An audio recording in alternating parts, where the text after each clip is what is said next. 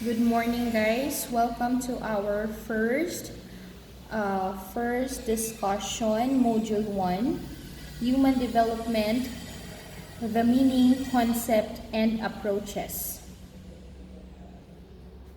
So every living creature is called to become what it is meant to be. The caterpillar is meant to become a butterfly, a seed into a full-grown herb, bush, or tree, and a human baby into a mature person, the person who is fully alive to the glory of God, in the words of Saint Irenaeus. How this development happened is what we learn in our biology class. We have seen it to be a fantastic process. So wonderful a process that we can't help but experience a feeling of awe for the power or for the force or the principle. And this force is behind all of this is God. Right. A number of researchers on human development has been conducted. A lot of theories of human development have been forwarded. Researches on human development continue as existing theories get corrected, complemented, or replaced. Up to the present, several issues on human development are unresolved, and so the search for explanations continue. So in this unit, you will be acquainted with human development as the process, the developmental task that come along with each developmental stage and relevant issue that are raised about human development. So today we will discuss the human development, the meaning, the concept, and the approaches. So human development, it is an approach focusing on the people themselves and the opportunities that they have. Focuses on the role of the people themselves in bringing human life to a better condition.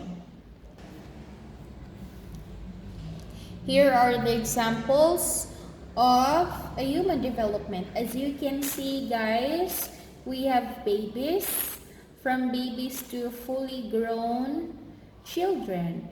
Okay, so dito sa picture na ito, makikita mo kaagad yung development. Or kung hindi man babasihan dito sa picture, you yourself is the best example for human development. From baby na tipong nasa sinapupunan tayo ng mga magulang natin, nasa nanay natin, from nilabas tayo hanggang nilabas tayo ng magulang natin, infant up until naging bata, marunong maglakad, marunong magsalita, marunong tumakbo, marunong kumain. Yan. It is considered as human development. So according to Soundtrack of 2002, human development is a pattern of movement or change that begins at conception and continues through the lifespan. So sabi daw ni Soundtrack na ang human development is pattern na siya ng development of movement. And that movement is what we call change. So nagsisimula ito from conception. What do we mean by conception? Sa sinapupunan pa lang tayo ng nanay natin. Okay? Nasa sinapupunan pa lang. Doon pa lang nag-start na yung development and the changes. Siyempre, hindi naman kaagad yung nanay natin maglaki yung tiyan, di ba? Una niyan, first stage, first trimester, medyo nakakaramdam siya ng panibago sa katawan niya, lumalaki yung tiyan niya. At the same time, tayo din sa loob, nagde-develop din tayo stage by stage. Nade-develop yung bata stage by stage. Kaya nga, pattern of movement. Kailangan naka-pattern stage by stage ang changes. And that is begins at the conception. Ngayon, paglabas natin, nilabas tayo ng nanay, yung baby nilabas na ng nanay, it is also a continuation ng changes ng isang tao. Kaya nga tinatawag na human development all throughout your lifespan. So the pattern of movement or change that begins at conception and continues through the lifespan, most development involves growth. Although it also includes decline, both brought on by aging and dying. Alright. So, nai-involve din dito yung ang development, it involves growth. Okay? Whether yung growth na yun, whether it's inclining or declining. So, pwedeng mabagal, pwede din mabilis ang growth. Nakadepende yun sa every individual. Alright. Next.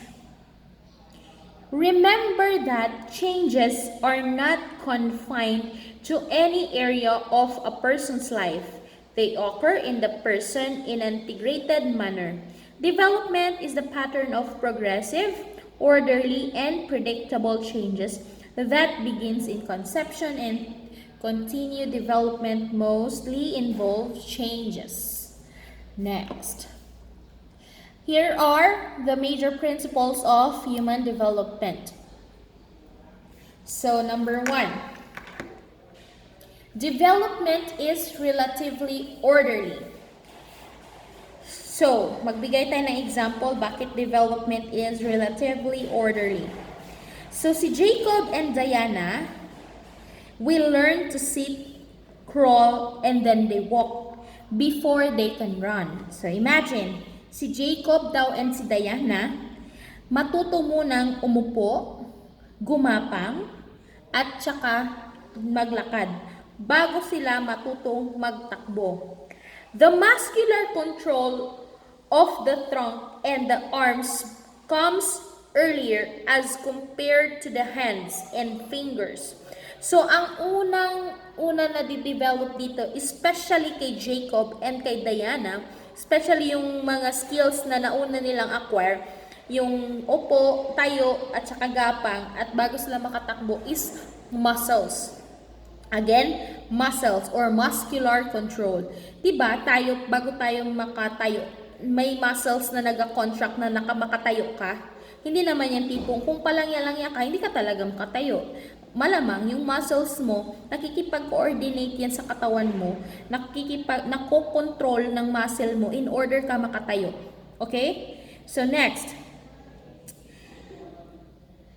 This is what we call the proximo distal pattern. Okay? Again, it is called proximo distal pattern. It is the center body start. So, yun yung central na body nag-start ang development. So, proximo distal pattern, center body ang start niya. It means from the muscle itself or muscle control. Again, proximo distal pattern, center body ang nag-start ng development, and that is the muscles. Okay, muscles. Alright. So, proximo distal pattern is the during infancy, the greatest growth always occurs from at the top, the head. Okay?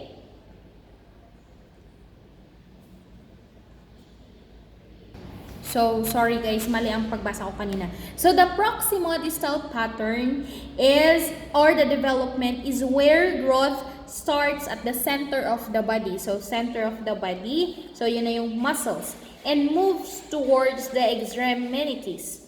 For example, such as pattern is early development of muscular control of trunks and arms relative to the hands and the fingers.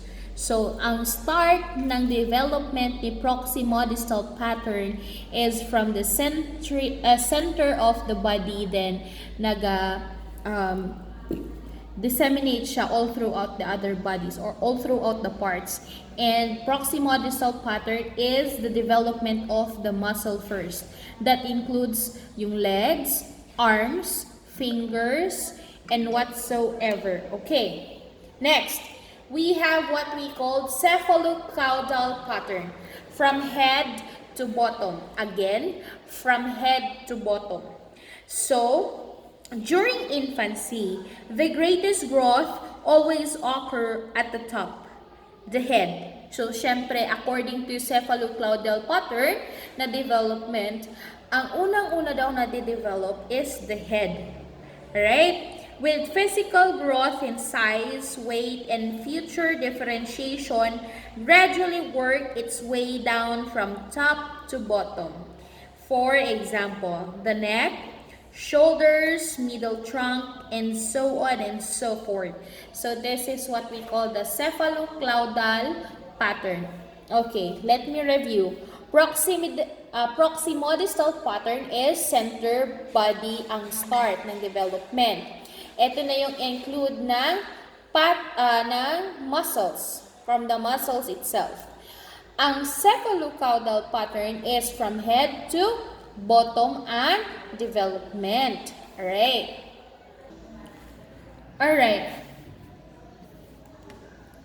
Next.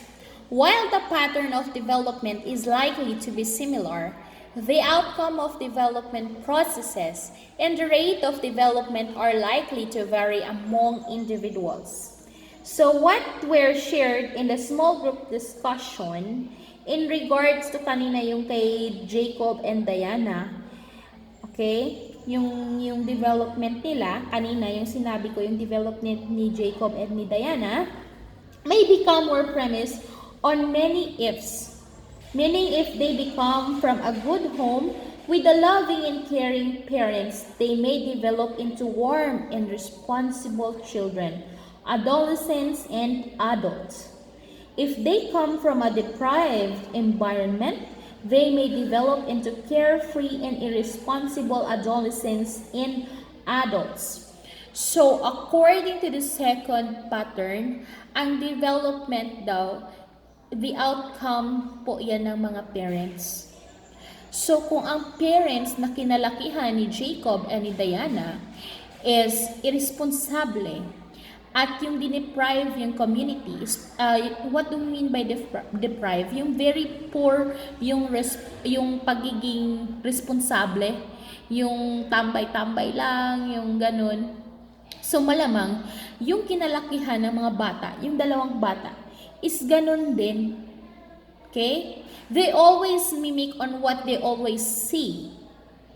Kung ang parents ni Jacob and ni Diana is very responsible, warm ang love na binibigay, ang care at ang guidance, malamang they will grow in responsible and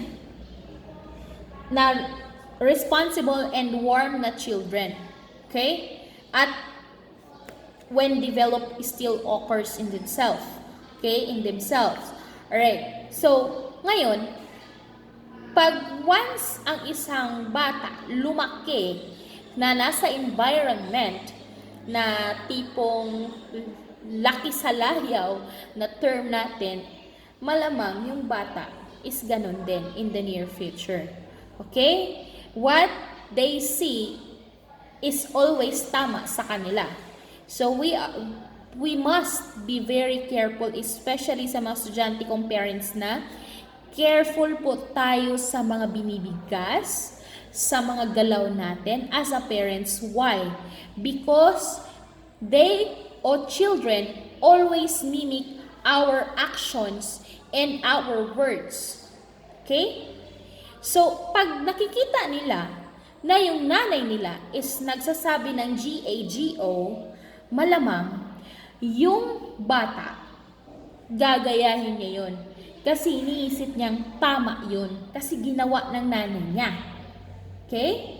Pag ang bata is nakikita niya kung paano mag-care sa mga, like for example, yung nanay, mahilig sa pusa, paano niya alagaan yung pusa, paano niya alagaan yung aso, ang bata din, ganun din yung gagawin. Aalagaan niya yung pusa, aalagaan niya yung aso, kasi nakikita niya sa nanay niya. Okay? Kung ang nanay is tinatabo yung pusa, sinisipa yung pusa, malamang yun din ang gagawin ng mga bata o ng anak niya. Alright, gets? Any questions before we proceed? Alright, silence means yes. If not, let's proceed. 3. Develop takes place gradually. Alright, what do we mean by this? So, for example, Jacob and Diana won't develop into pimpy teenager overnight. So it means develop takes place gradually because development is not overnight. Hindi yan kagaya ng sili na pag kinain mo, aanghang kagad. So development always takes time. Okay? Always takes time. It takes years before they become one. In fact, that's the way of nature. So, nature natin yan. Wala naman siguro dito sa mga estudyante ko na tipong kahapon baby pa, ngayon nag-aaral na sa college. Meron ba sa inyo? Wala. Okay, very good. Wala. Because development always takes time. Always take years. The bud does not blossom suddenly. So, yun dong yung bud ng flower. Hindi man yan kagad magmamulaklak. Malamang dadaan pa siya sa process na naging bud siya, na unti-unti siyang bumubuka from time to time up until naging fully grown flower siya. So, ganyan din sa tao yung development. Hindi naman kaagad, kahapon baby ka pa, ngayon college ka na. Wala pong ganun. Alright. Hindi rin yung seed or yung seed does not germinate overnight. Hindi rin yung seed tipong tutubo yun siya na sprout overnight. It always takes time. Okay? Sa lahat ng bagay, kung gusto mo yung maganda yung development ng isang bagay, especially sa tao, it always takes time. Kaya nga may word or may virtue na patience. Alright. While some changes occur in a flash of insight, more often it takes weeks, months, or years for a person to undergo changes that result in the display of developmental characteristics. So, kagaya din yan sa jowa ninyo. Gusto nyo magbago yung jowa ninyo. Tapos magrereklamo tayo mga babae or minsan yung lalaki na yung jowa ko hindi pa rin naman nagbabago. Ganun pa rin. Sabi ko nga sa inyo, it takes time. Hindi yan pag sinabi mo ngayong gabi magbago ka ha. Magbago ka para sa sarili mo ha.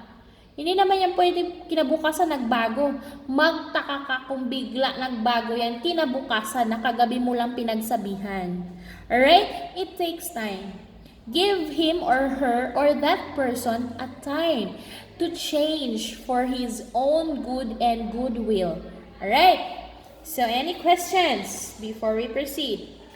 Alright, if none, let's proceed. 4. Development as a process is complex because it is the product of biological, cognitive, and socio-emotional process. Alright. Himay-himay natin what do we mean by complex ha, tapos biological, cognitive, socio-emotional process. Okay.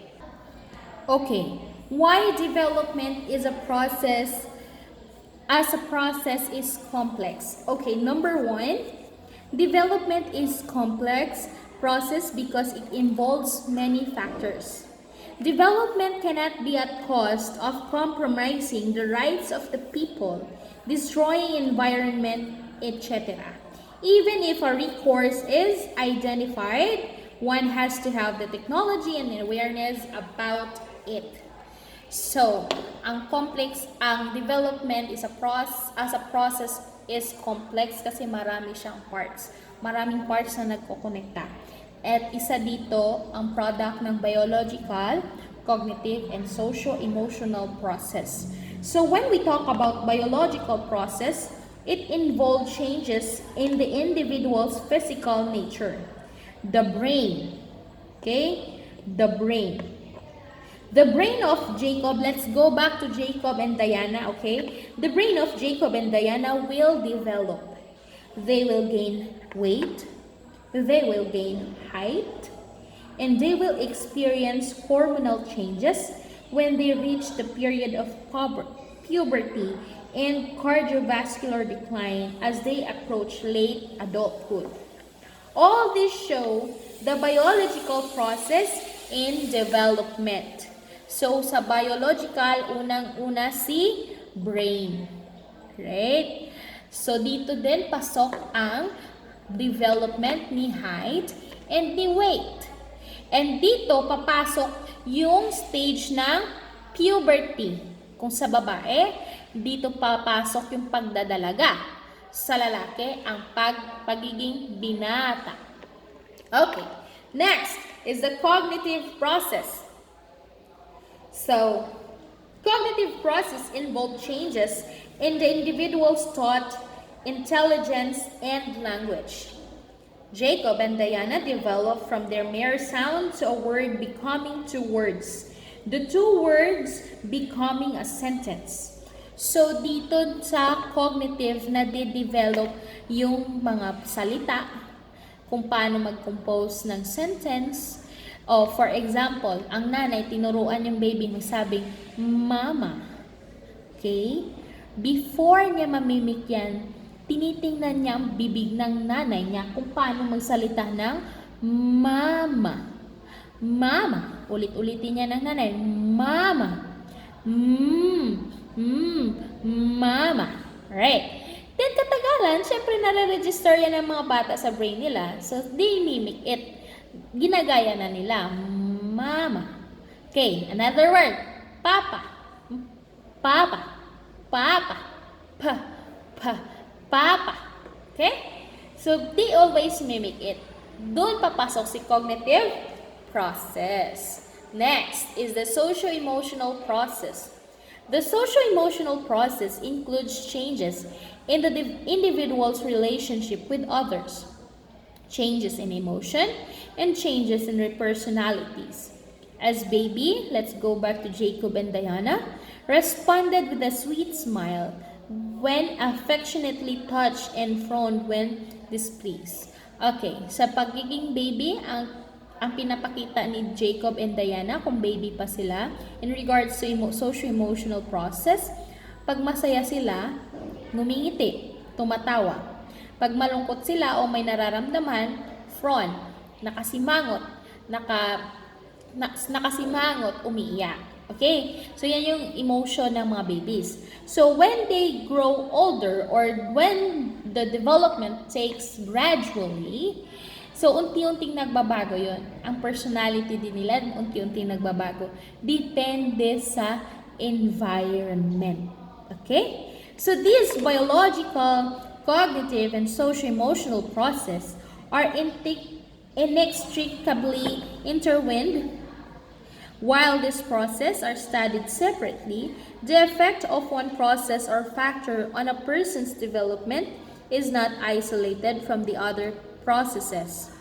If Diana and JC were undernourished and troubled by the thought of father and mother about to separate, they could not concentrate on their studies and consequently would fail in repeat.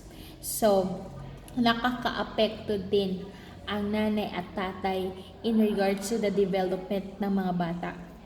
Especially pag ang socio-emotional ang nag-strike. Okay, hindi natin masyadong italakay ang problema ng nanay at tatay when in regards to separation. Kasi alam ko marami hindi naman marami, hindi naman halos din. Ano bang tama na word? Alam ko na may isang estudyante dito na natutrauma in regard sa separation issue. So, we will not tackle that one. Pero, palaging mag-strike ng changes ng isang bata is the socio-emotional, then followed by cognitive. Maapektuhan yung pag-iisip niya, concentration niya on how to develop. Then the next is the biological na process niya will be declining. So, malamang yung development will be declining. It is because of the certain issue na facing ng parents niya. Alright? So, very sensitive ang issue ng separation of a parent. That is why I cannot tackle it with you, guys. Alright, next. Ito na pala. Hindi ko na, ito na siya. Copy ninyo. Sige. Yan yung biological process. Involve changes in the individual's physical nature. Cognitive process. Involve changing in the individual's thought, intelligence, and language. And the socio-emotional process. It includes changes in the individual's relationships with other people, changes in emotion, and changes in personality. So next, we have 2 approaches to human development. Okay. Dalawang approach. So number 1 is the traditional development. Patterns refers to the approach to growth and development that human used for 1,000 years ago. So number 1 is the traditional, kung paano namuhay o paano ang development nung sinaunang panahon. Okay?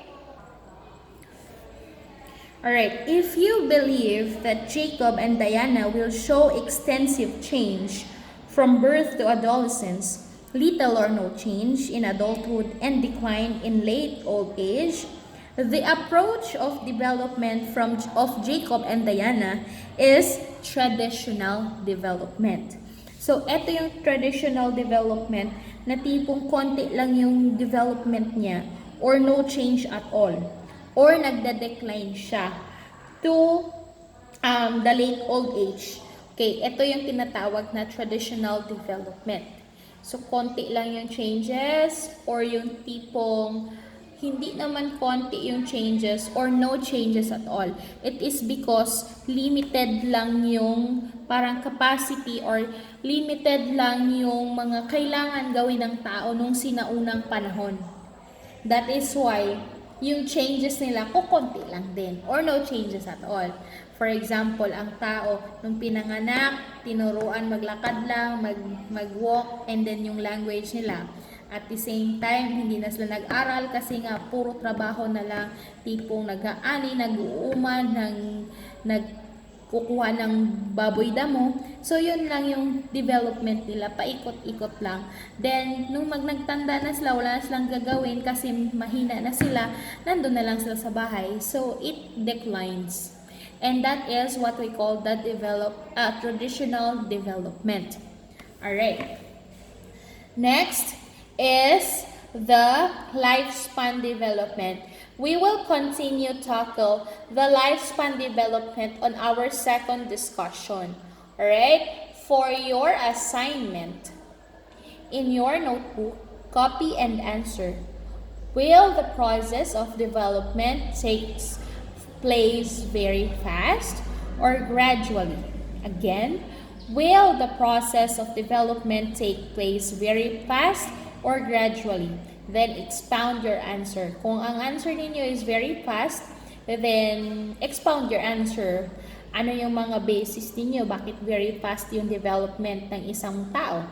Or kung gradually naman yung pinili ninyo na answer, then expound it again. Okay? So, thank you for listening, guys, for my discussion today. I hope you learned something. If there's questions, clarifications, we will talk about it on our next meeting. Thank you so much for attending in my class today. I hope, guys, you stay well and stay safe. Everyone, have a great day ahead. Bye-bye.